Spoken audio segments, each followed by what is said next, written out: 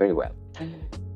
Uh, Hello everybody, and welcome in my channel. Today, after a long time without any interview, there is a friend from Sweden, Jimmy. Hi Jimmy, glad to have you today in this, I hope, nice chat about nature photography. Yeah. And not only that, okay? But please, can you introduce yourself and tell us something about you? Yeah. Hi there, my name is Jimmy. I'm from Sweden, 35 years old, and I would love to say that I work full-time as a wildlife photographer, but unfortunately I'm not. It's just a big for me. But So actually, what's your job? Your real job? My real job is fire security.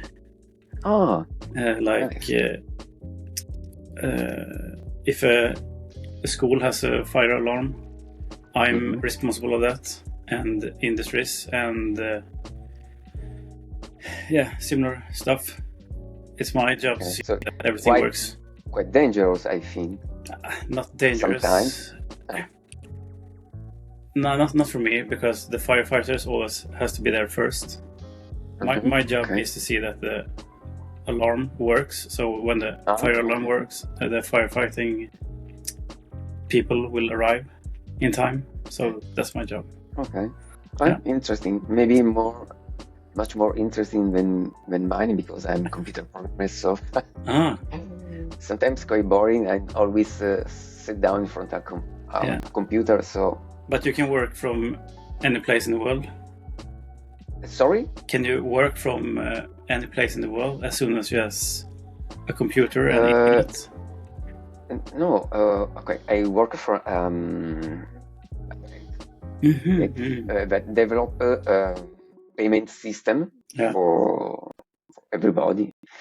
Actually, I'm working for an Android application for payments.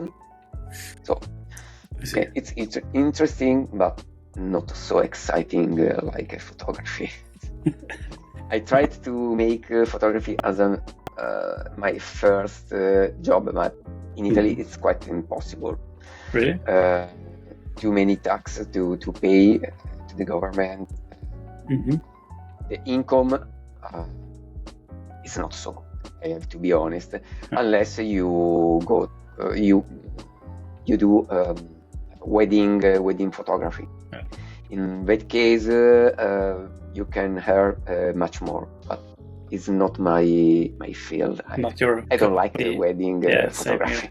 Same here. Okay, Jimmy, let's go to the photography, our photography. Okay. And I wanted to ask to know, when did you start taking picture in nature? In nature, I think it was, I would say 5 years ago. Then I started taking like landscape photography, stuff like that. 5 years ago, I would say. 5 years ago. We had landscape photography like many of us. Myself, I started with the landscape photography. It was the simplest one.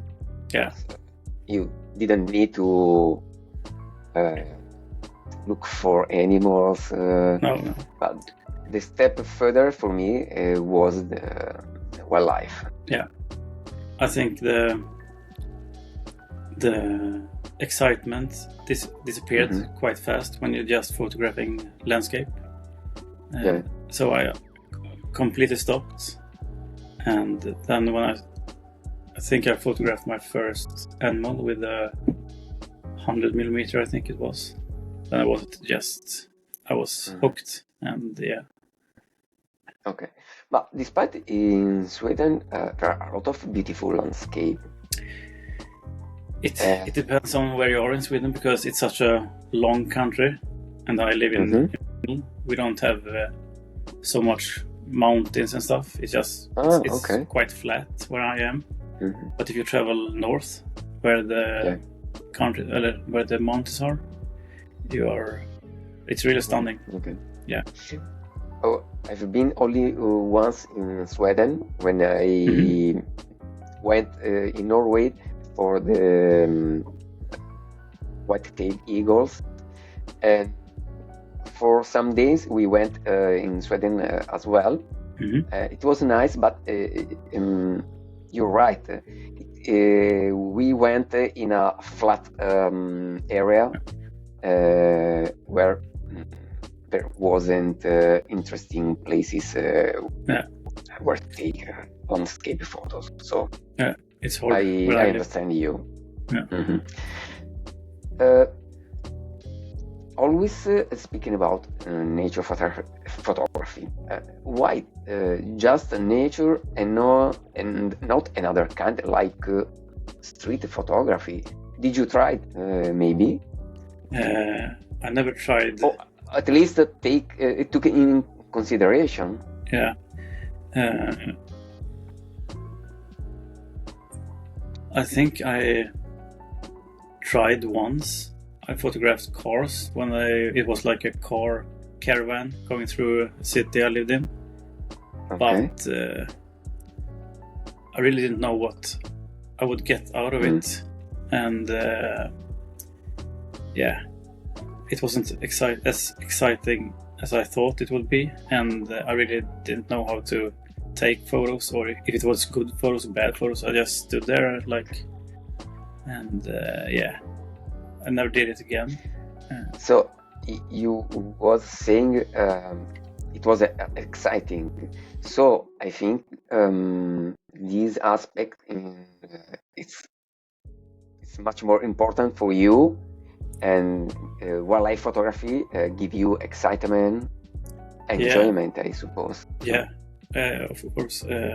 I mean, I have sat down for 5 days in snow in a tent and waiting for one bird, and on day 5 it arrived, and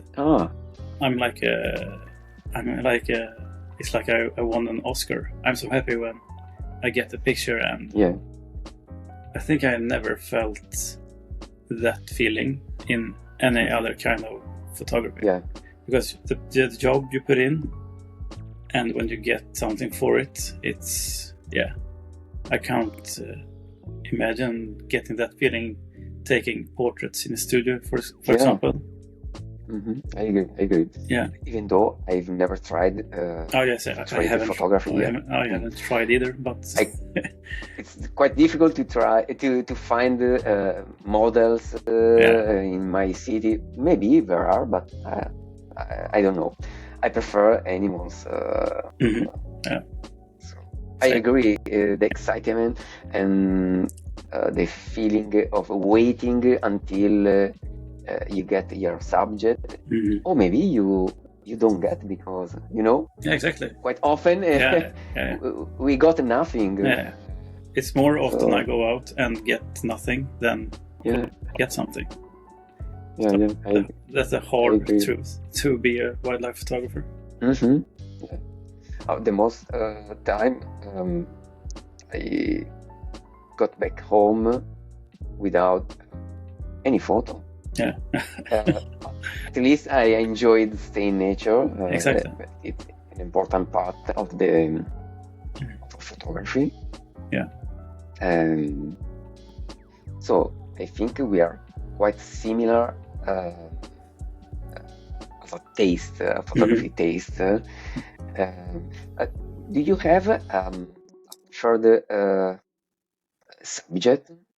For me, are raptors, for example. The raptors is, I think the golden eagle is my favorite kind of bird to photograph. It's not so common here in Sweden. The white-tailed eagle is more common.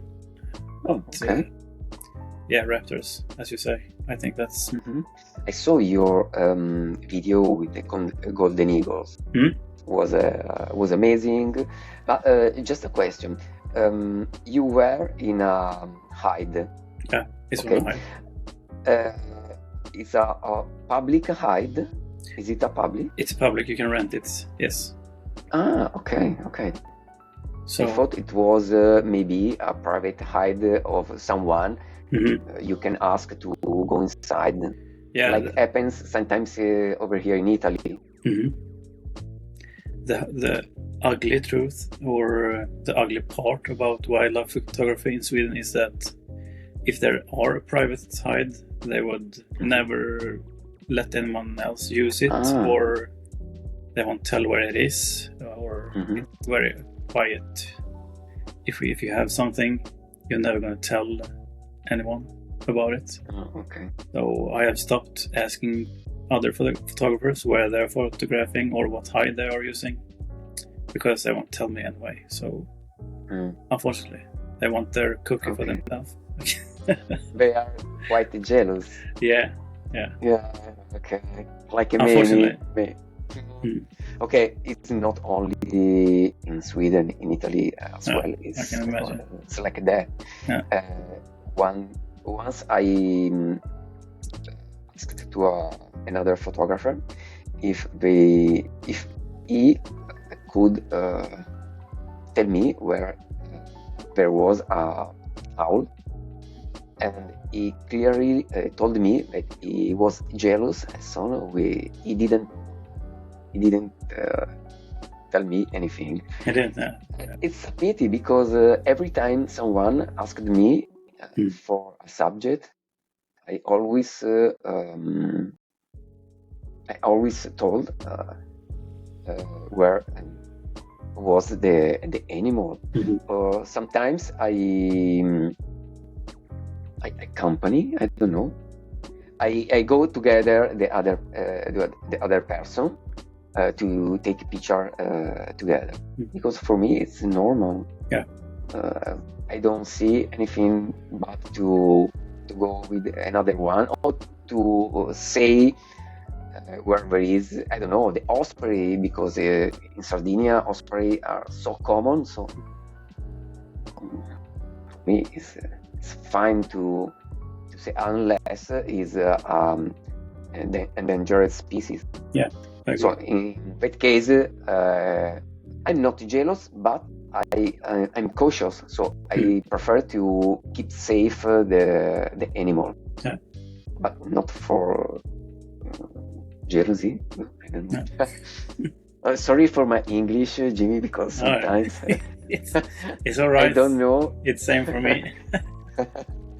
I told you in the chat, speaking even with interview, it's good for improving English. So, yes, of course. Yes.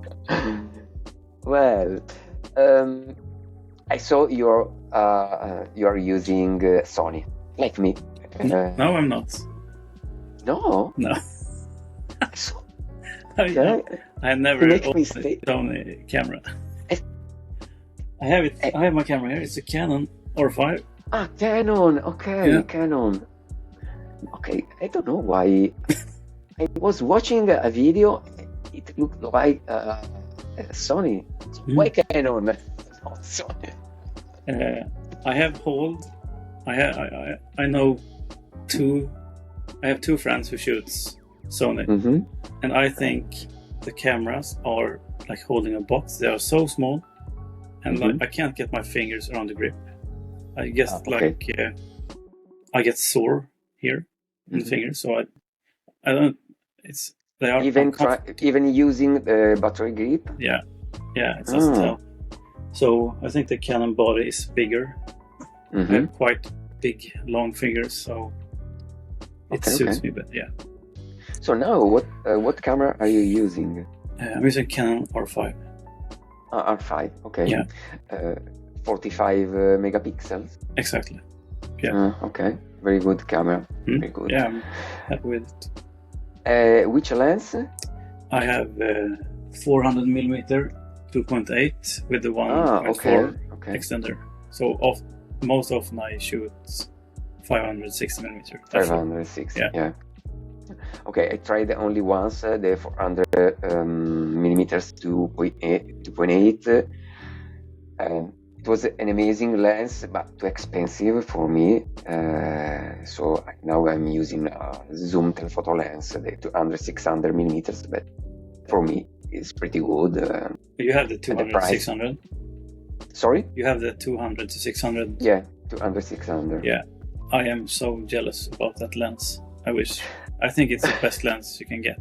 Yes, and now it's one of the best in the market, and I don't understand why other brands are not copying this lens, because I agree. It's very good. Yeah, and it's quite cheaper, because it costs less than 2,000 euros. So it's not so expensive, and the image quality is very, very good. Yeah.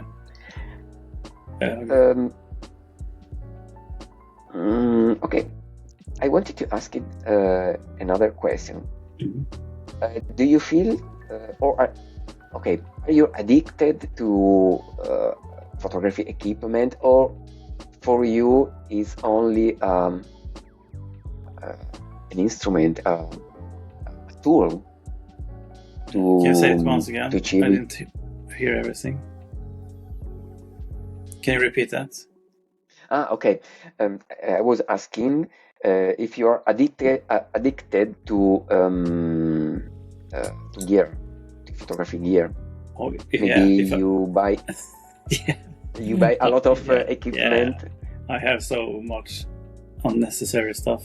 I think I have much stuff I think I would be fine without. For example, I have this one here. It's the Insta360 X4. Okay. Yeah, used that one time, maybe 3 times. So, what's your relationship with the gear, with the technology?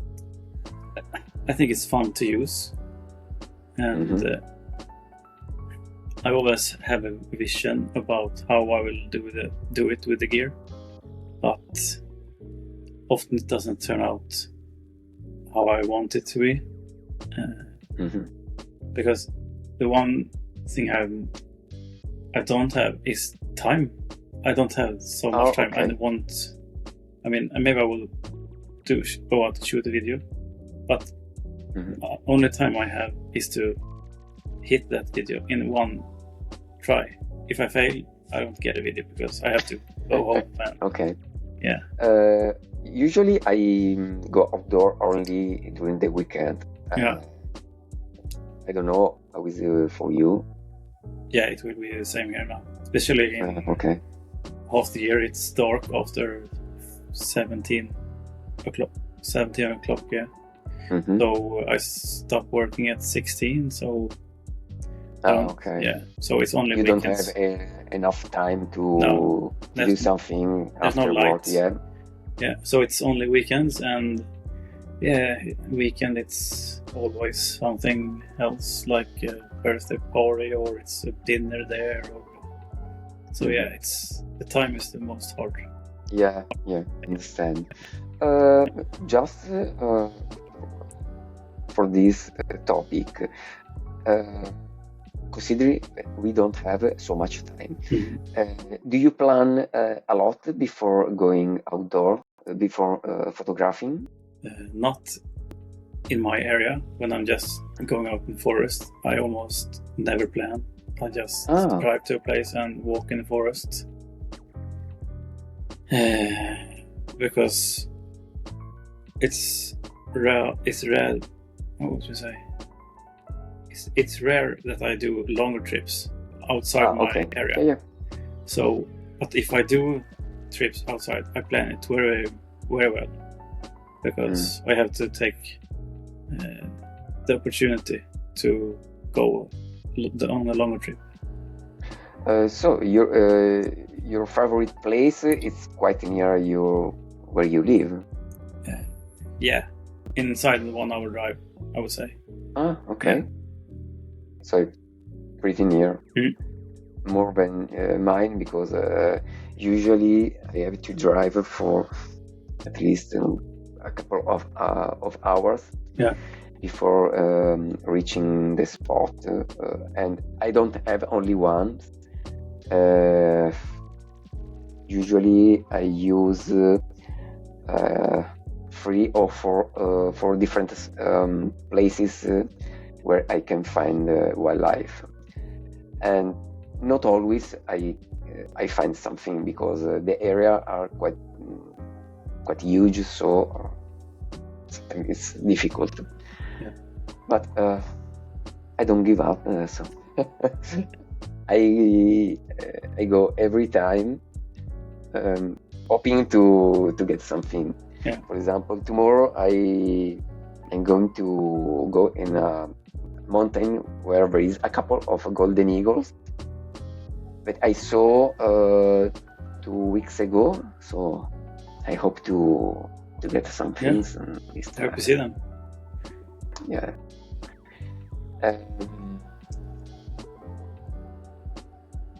Speaking about outdoor and animal,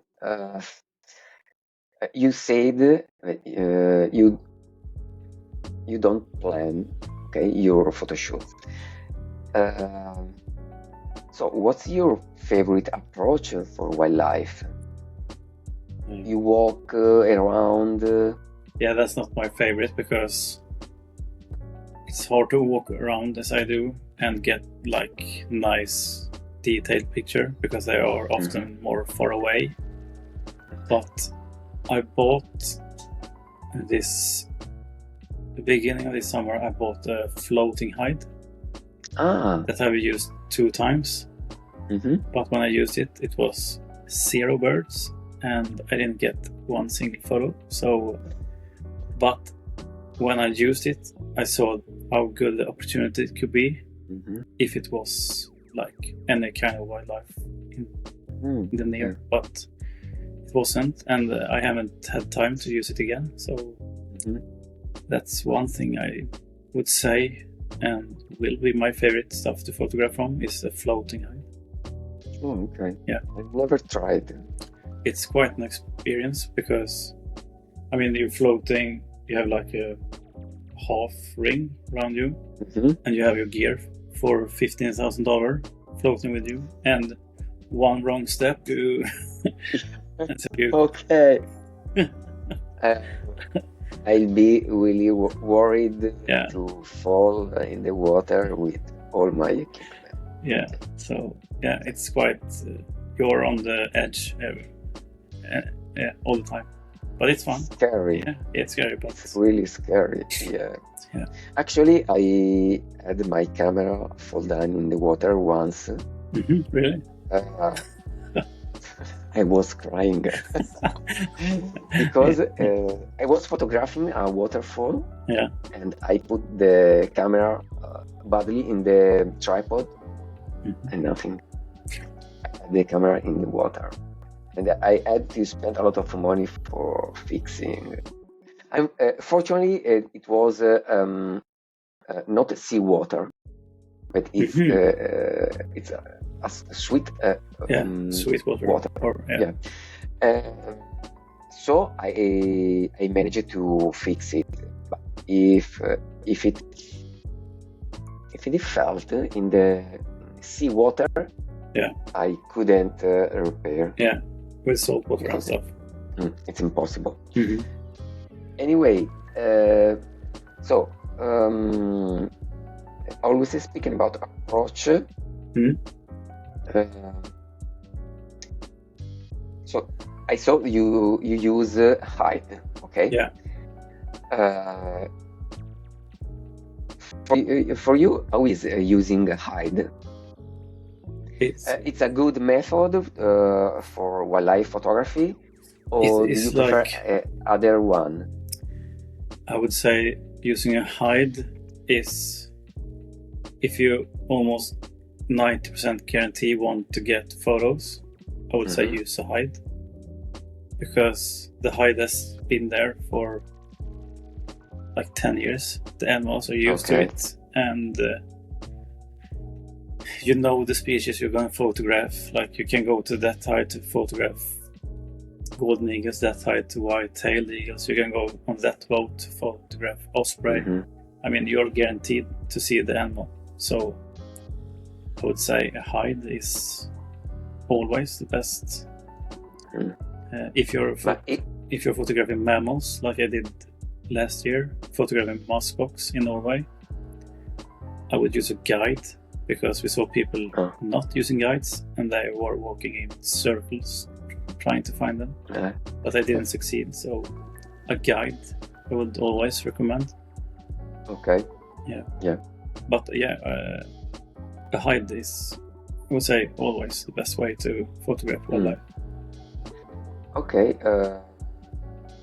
I'm a big fan of using hide, and when I can, I build myself where I can, because as in Sweden, in Italy as well, many places are private, so you can't get inside. But there are also many free places where you can go. Sometimes I built a permanent hide for a specific species. Do you have like a tent or? No, usually I prefer to use natural stuff, maybe dry branch, many dry branch that I find in the place, and after I put on a camouflage net. Oh yes. In order to cover everything, and it works pretty well. Of course, you need to keep and leave the hide for many days before to go inside, because animals, have to be used to see the hide. And sometimes I also use portable hide, so like a tent. And even with that, I took a lot of nice picture, because the most important thing is animal don't see you. Yeah, exactly. Okay, maybe they see the hide, the tent. Unless they don't see you, it's fine. So I don't know, maybe you didn't try to use a portable hide. I have my own tent. I set up, so that's when I set for 5 days in the winter. I used my own tent, and my father-in-law is a hunter, so I got like the rest of a deer to put out for her. So it's a big tent. It's for one person, so yeah. Okay, but did you stay for 5 days? I didn't. I went there before sunrise, and I went home at sunset. I did that for 5 days in a row. Okay. Because many people can stay even for 5 days without getting out. Yeah, without leaving. So sleeping. Maybe it's too cold during the night in Sweden. I don't know. I don't have the gear to sleep in that kind of weather yet. But yeah. And a question that is not about photography. How is the weather in Sweden in winter? There is a lot of snow. It's really from year to year. Some years maybe we don't have any snow at all. Maybe it snows for a week or two. But like last year, I think it was a record year with snow in like 50 years maybe. Yeah, so it really depends. I can't say anymore. It's I obviously thought it was more snowy country. Yeah, it's because it's so long. Like in the southern Sweden, in the south, they can have winters with absolutely no snow. But if you go furthest in the north, there it's always snow. Okay. But where I'm living in the middle, it's like 50-50 chance. Do we get any snow this year or not? So yeah. Okay, like Italy, like my region where I've been living, having the snow is a miracle. Yeah. Because it's hot, so hot. Sardinia is very hot. This year we've got 45 Celsius degrees. So 45. Yeah, 45. It's amazing. Not for me because I hate when it's so hot. Yeah. But okay, nothing. Okay.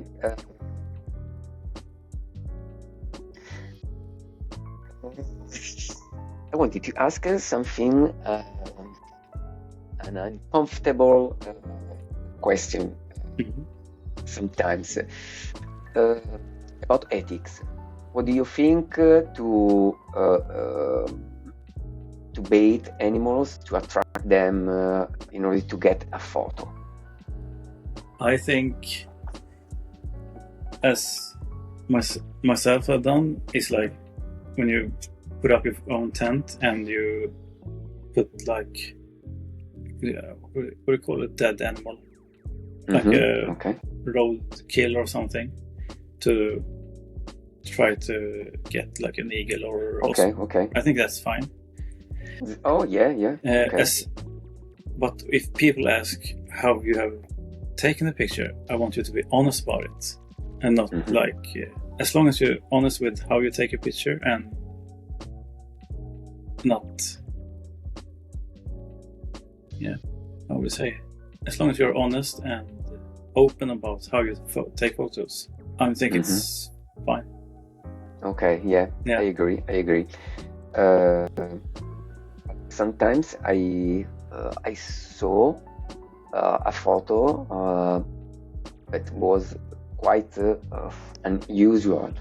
I mean, for example, the classic owl that is grabbing a mouse. Yeah, but live. Of course, is tightened with a rope. Oh, really? The mouse, yes, the mouse can't escape. So many times there are photos like that, but I think it's not ethical. Yeah, I can agree. Using live bait. Yes, live bait. That I would say is not ethical, or I wouldn't support that at all. Never, ever. Like releasing small rats or rabbits or whatever to get a good owl picture. Yes, just for a photo, I think is not fine. Yes. Despite I saw someone winning prizes with the photos of that. Really? Yeah. In Italy, I saw different time, and but people go proud of their their photos. But when people take pictures like that, are they open about how they got the picture? Usually, they say that they got naturally. Yeah, but it's impossible. Yeah. That's the ugly part. They are a liar. Yeah. And I don't think that's true. Yeah, it's not true. Of course, you can't demonstrate the opposite because nowadays with the Photoshop or any other software, you can hide anything. So but it's quite impossible to get an owl grabbing 1 second before a mouse in a situation like that. So it's quite sad for me. But, okay, sometimes happens. Unfortunately. And I'm happy to say that you agree because we are in the same situation. I think the same mindset. Okay.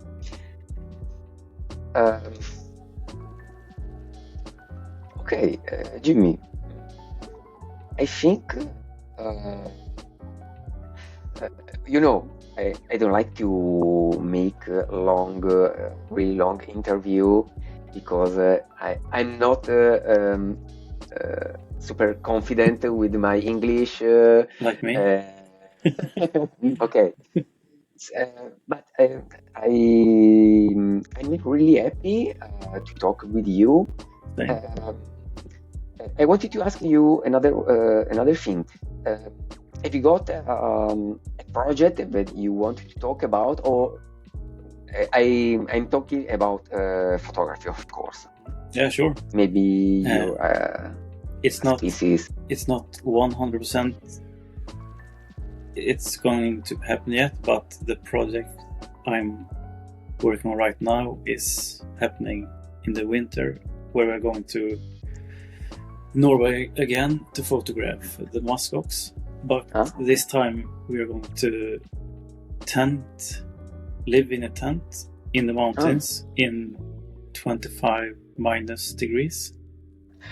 So that's, I really hope it's happening, because it would be such an experience.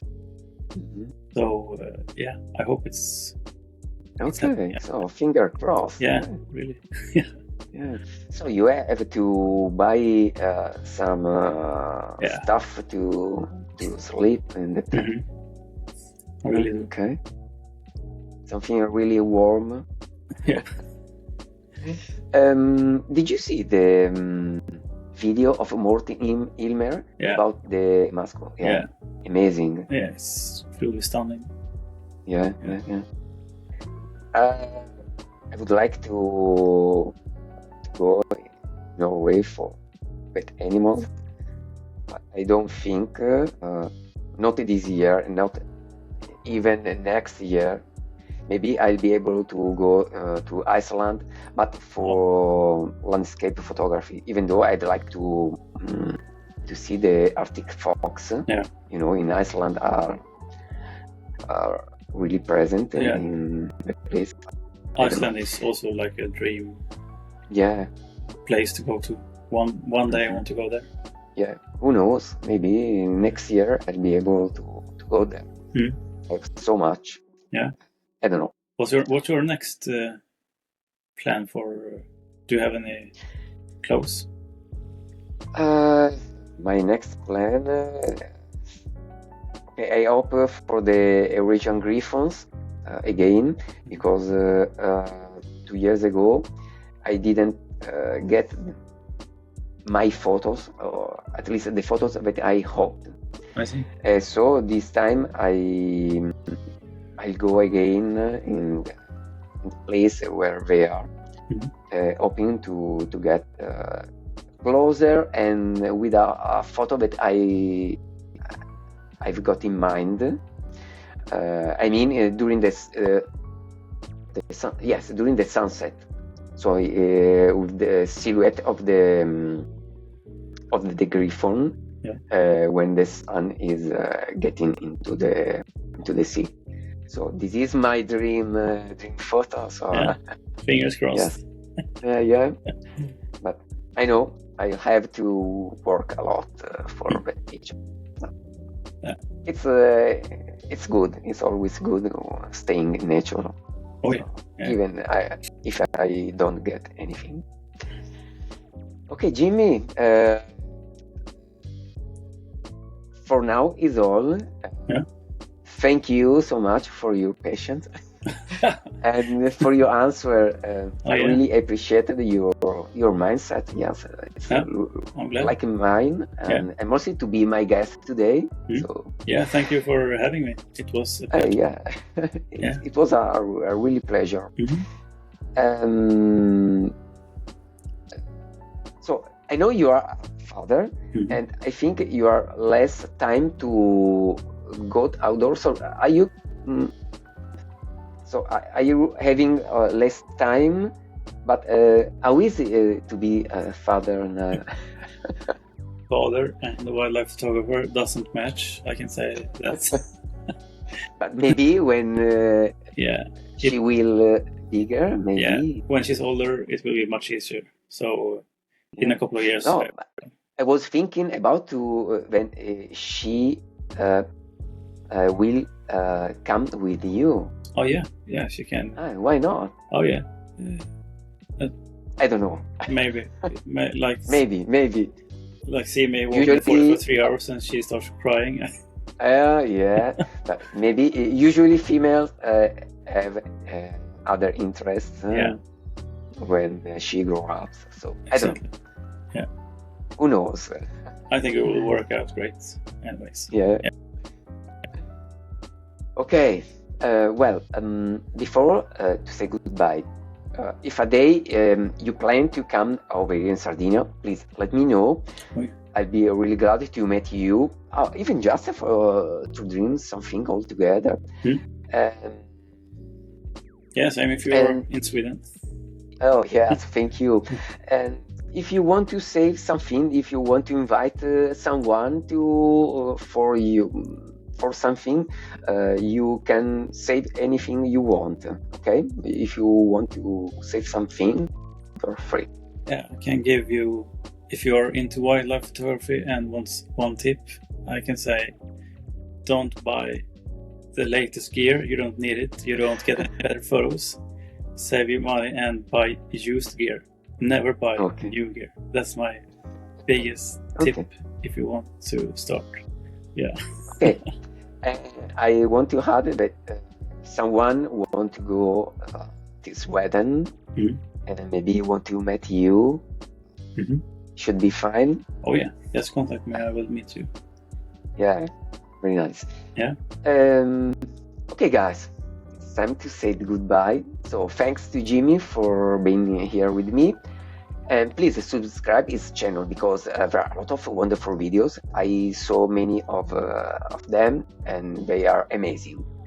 You can find the link in the description below, of course. So see you next time, Jimmy. Yeah, thank you. Have a nice day. You too. Thank you. Goodbye. Bye-bye.